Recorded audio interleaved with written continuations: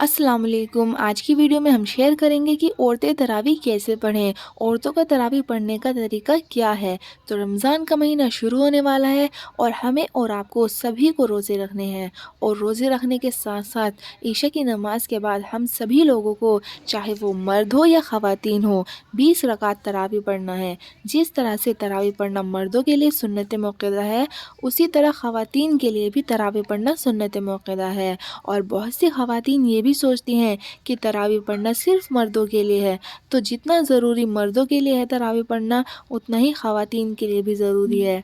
तो अगर आप पहले तरावीह नहीं पढ़ती थी, तो इस रमज़ान में तरावीह ज़रूर पढ़ें। तरावीह पढ़ना इतना मुश्किल नहीं है जितना हम लोग समझते हैं। बहुत आसान तरीका है तरावीह पढ़ने का। सबसे पहले आपको बता दें कि तरावीह की 20 रकात होती हैं, और ये 20 रकात 2-2 रकात करके पढ़ी जाती हैं, और जानबूझकर तरावीह की नमाज़ छोड़ना गुनाह का काम है। और ख़वातीन को घर पर तरावीह की नमाज़ पढ़ना बेहतर है और अफजल है।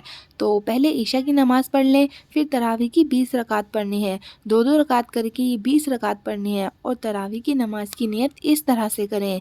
नियत करती हूँ 2 रकात नमाज़ तरावीह की सुन्नत मुअक्कदा, वास्ते अल्लाह ताला के मुँह मेरा काबा शरीफ की तरफ, अल्लाहु अकबर। अगर आपको अलम तरा से कुल औज़ु बिरब्बिल नास तक 10 सूरतें याद हैं, तो आप एक रकात में एक सूरत पढ़ें, दूसरी रकात में दूसरी सूरत पढ़ें, तीसरी रकात में तीसरी सूरत पढ़ें। इस तरह से 10 रकात में 10 सूरतें पढ़ें। फिर दोबारा से उन्हीं सूरतों को रिपीट करें।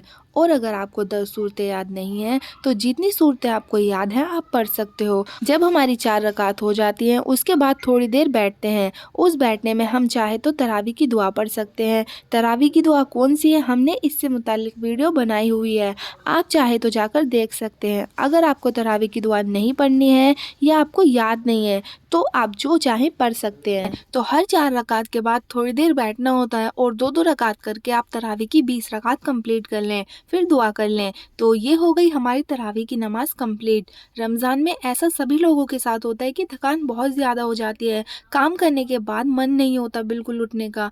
तो हमें अपनी थकावट, बीमारी को भूलकर तरावीह की नमाज पढ़नी चाहिए, क्योंकि अल्लाह की तरफ से हमें 1 महीना मिलता है। इसमें हमें ज़्यादा से ज़्यादा इबादत करनी चाहिए। साल में 11 महीने हम दुनिया के कामों में लगे रहते हैं, अपनी ख्वाहिशों को पूरा करने की कोशिशों में लगे रहते हैं। हमें 1 महीना मिलता है, क्या हम इस महीने में इबादत नहीं कर सकते? क्या हम इतने कमज़ोर हैं? साल का हर महीना हम बेफिक्री से गुजारते हैं, तो क्या हम 1 महीना शिद्दत से अल्लाह सुब्हान व तआला की इबादत नहीं कर सकते?